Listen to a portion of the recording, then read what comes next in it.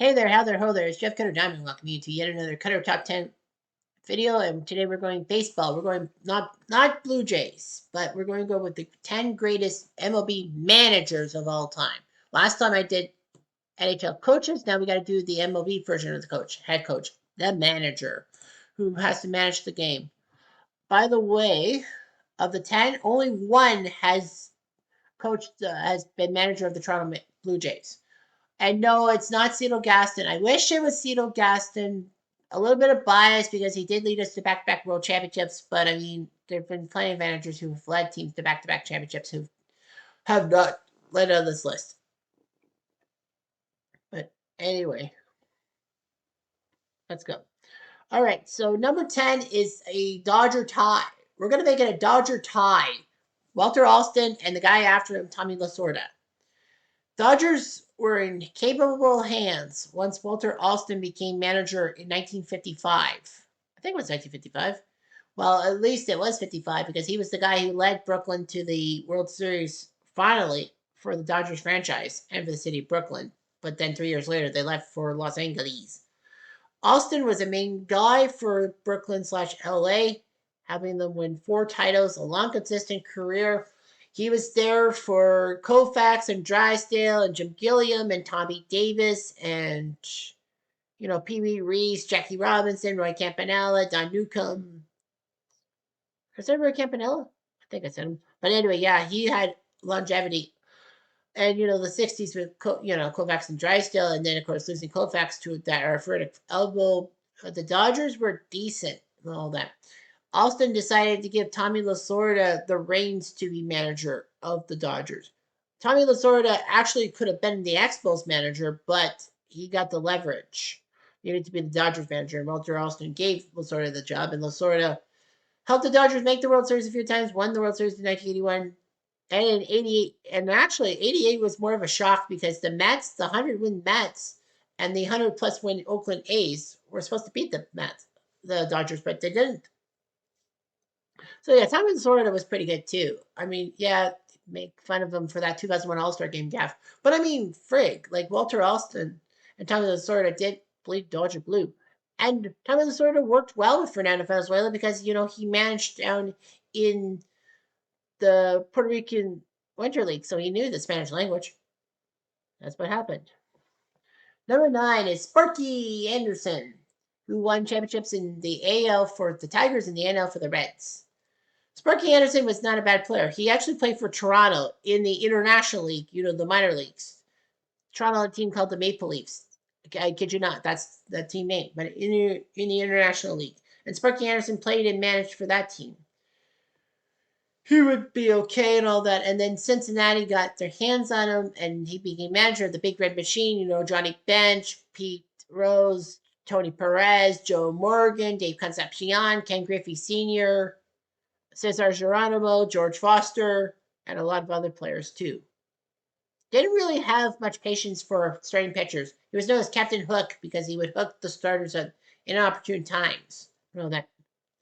But yeah, he did well for the Reds, and then they dumped him off, and then he revitalized himself with the Detroit Tigers, helping them win the 1984 World Series against San Diego. Well, Detroit was 35-5 to start that season, but Sparky Anderson got the wheels grinding, baby. Great job by him. And yeah, Sparky was pretty good. Number 8 is Earl Weaver. Earl Weaver was known for his sabermetric approach and king of the 3-run home runs. He loved the 3-run home runs. That's what he's known for. He's synonymous with that. He helped Baltimore get to the World Series 4 times, but only 1 World Series title. But at least he was not 0-4. Anyway, Earl the Pearl Weaver, as I want to call him, was a good manager too, but he had much of a temper. In 1969, he became the first manager in I don't know how many years to actually be ejected from the World Series, which is hard to believe. But yeah, he was known for having a lot of ejections. I think he has the record for most ejections by an American League manager because he only managed the Baltimore Orioles. He only managed one team. But yeah, he did his job. He was upset and all that. He let it be known. In 1977, he forfeited a game against the Blue Jays at Exhibition Stadium when the Blue Jays couldn't cover up the tarps well enough, and Weaver didn't want anyone to slip on the tarp and all that because it could cost the pennant drive. And in 1980, he was caught on a hot mic. You know, the umpire was doing a news magazine thing, but Earl Weaver did that whole rant saying that you're just here to fuck us. His words, not mine, and all that. And you are a liar, Earl. You're a liar. Yeah, he was fiery and all that. 1982, when the Orioles lost to the Brewers on the final day of the season, that cost the Orioles the AL East. The fans stayed for like 10, 15 minutes to give Earl Weaver a massive standing ovation. But Earl Weaver came back for a few more games afterwards, so he didn't leave. But yeah, he's Baltimore royalty, I must admit. Number 7 is Bobby Cox, the only manager on this list who managed the Blue Jays. Bobby Cox was pretty good. He was a decent player in the minor leagues too, and he ended up getting the Atlanta job. Well, he's synonymous with the Atlanta Braves. He actually would be coach slash GM of the Braves till 1981 when he got fired by Ted Turner, who owned the team. And then in 1982, the Blue Jays, looking for a new manager after getting rid of Bobby Maddock, took Bobby Cox under wing. And Bobby Cox was pretty good for the Blue Jays. He helped the Blue Jays come from cellar to stellar, if you will. Actually, no one said that line. 1983, the Blue Jays were in the pennant chase for the AL East throughout July and August, but fell thanks to Tippy frickin' Martinez. 1984, the Blue Jays were second in the division, but the Tigers were first, and the Tigers had that 35-5 start. And in 85, he guided the Blue Jays to 99 wins in the pitch ain't one hit league. They had to fight off those pesky New York Yankees, but Cox did his job. He did the platooning of Buck Martinez and Ernie Whitt behind the plate, and Garth Borge with Rance Mulliniks at third base. He had a great outfield of Barfield, Bell, and Mosby. He had Tony Fernandez coming up big. He had, Willie Upshaw. He had Cliff Johnson. He had some great stuff. But then Bobby Cox, I don't know what happened. Did he manage terribly against the Kansas City Royals in the ALCS with that 3-1 choke job? 3-1 choke job? Probably. Like most Canadians, they were too polite with George Brett.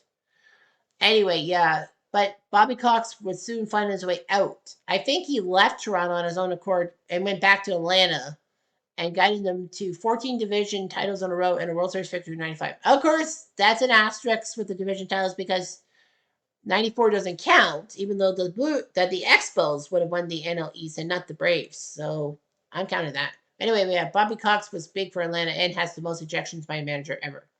Number 6 is Tony La Russa. Tony La Russa was a pretty good manager and all that.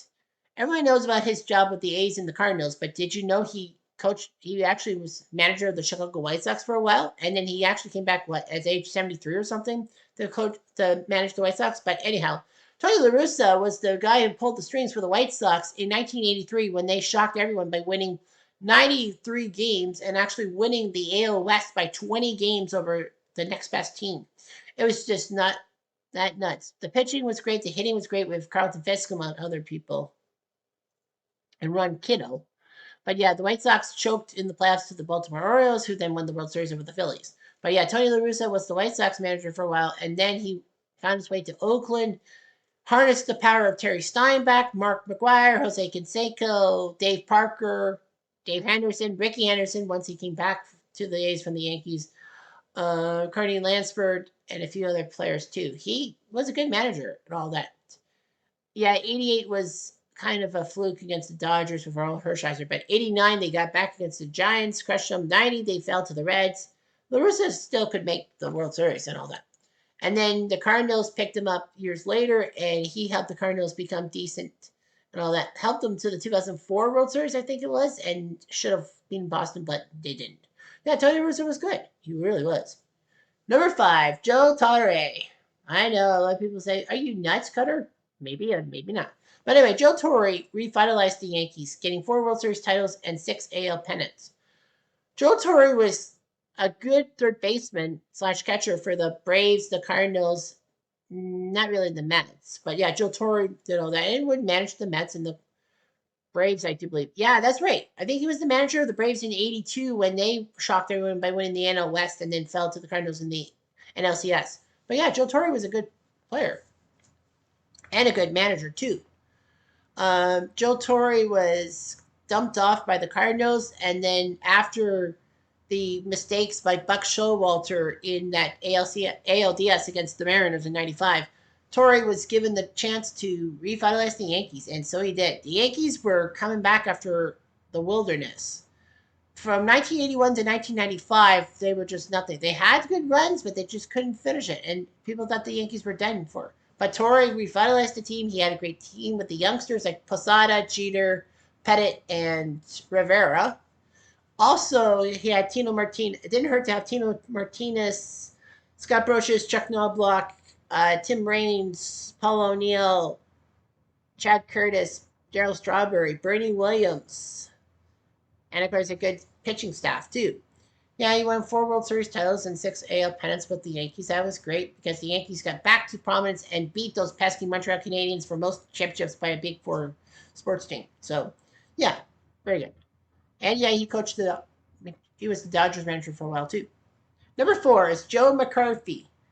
I know a lot of people think about McCarthy and the guy who, you know, did the Red Scare and all that, and kind of got a little bit over his head. That is a McCarthy, but that's not that McCarthy. This is the manager Joe McCarthy, who was actually the Yankees' star manager in the '40s and early '50s and all that. So McCarthy could lead the Yankees big. Well, yeah, the late '30s, early '40s when that dynasty happened. So anyway, Joe McCarthy got them to 7 World Series titles, was calm, leadership, and a strategic mind. He had one of the best American League records as a manager and all that. Yeah, he was big and all that for the Yankees in the '40s. Number 3 is the man who replaced McCarthy in a sense, Casey Stengel. Casey Stengel, known for his things of what the '62 Mets can't anybody play this game. He was pretty good. He was known as the Professor, winning 10 AL pennants and 7 World Series titles for the Yankees in the '50s and early '60s. He knew how to have it. He had Yogi Berra. He had Moose Goodwin. He had Bobby Richardson. He had Phil Rizzuto. He had Clay Boyer at one time. He had the services of Mickey Mantle, Roger Maris, Hank Bauer, Eno's Country Boy Slaughter at times, and a good pitching staff led by Larson and Ford. Yeah, Casey Stengel was big, and the Yankees were big in the '50s. Almost every year they could just make the World Series and all that. They could make the World Series in their sleep. Everyone in Yankee Land knew that they were going to make the final. Stengel won 7 titles. That was great. Unfortunately, though, his tenure with the Yankees ended prematurely in 1960 when he made some big mistakes with the team. The team outscored Pittsburgh 55-27 in the World Series, but lost Game 7 thanks to Mazeroski's home run, who just died this year, RIP. And another famous 1960 Pittsburgh Pirate died. His name, Bob Skinner.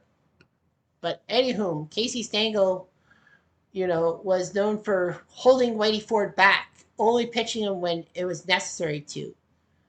Whitey Ford could have easily started Game 7 and helped the Yankees win Game 7, but he didn't.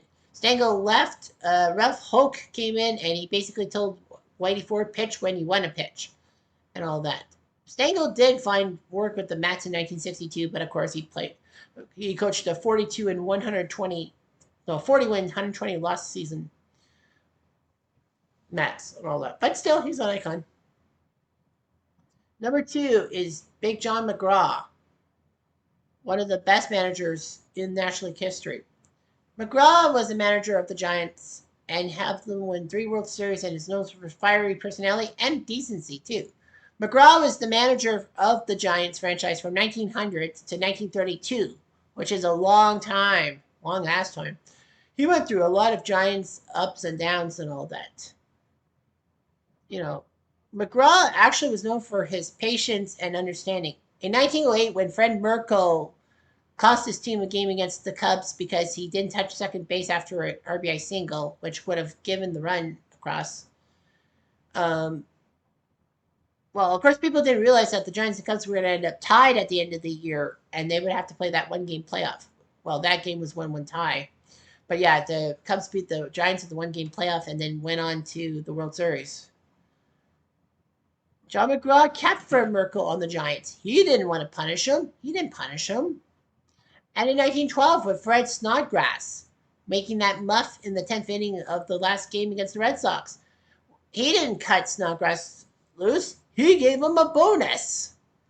So, like, John McGraw was very laid back, and he was known for his fiery personality, but he was warm-hearted, and he even kept a couple of mascots who were deformed human beings. But nobody in anyone's mind could beat number one, and that's Connie Mack. Dude was an icon. 5 World Series titles. Okay, that's not the most. But he has the MLB record for most wins by a manager and most losses by a manager. And do you know how long he managed the Philadelphia A's? I know that was not he was not manager when they moved to Kansas City or Oakland or goes Las Vegas now. He managed for 50 years. 50. Connie Mack lasted 50 freaking years with one team. I'm 41. Dude had a managerial tenure longer than I've been alive. Like that, if that doesn't quake you, then I don't know what the frick to do. The sad reality is Mack was a decent manager. A's management really wanted him around. I mean, the A's went up, down, up, down, up, down like a freaking roller coaster and all that. But yeah, Connie Mack was still manager from 1900 to 1950. Can you believe it? For how long John McGraw lasted, which was 32 years, freaking Connie Mack lasted 50 years. And there were a few times the Giants and A's met in the World Series. So McGraw met Mack in the World Series. That's historical baseball for you. Connie Mack was known for a lot of things, and, buying players and having to sell them off in a fire sale and all that. Practically, it was just like, we need more players. Oh, crap, we're losing money. We have to sell them. Of course, one of Connie Mack's biggest regrets was selling the rights to Babe Ruth to the Red Sox. But, I mean, come on. He had Frank Home Run Baker. He had Jimmy Fox, Al Simmons, and Bing Miller at one time. And, pretty good. He's still number one in everyone's book. Anyhow, I'm Jeff Diamond.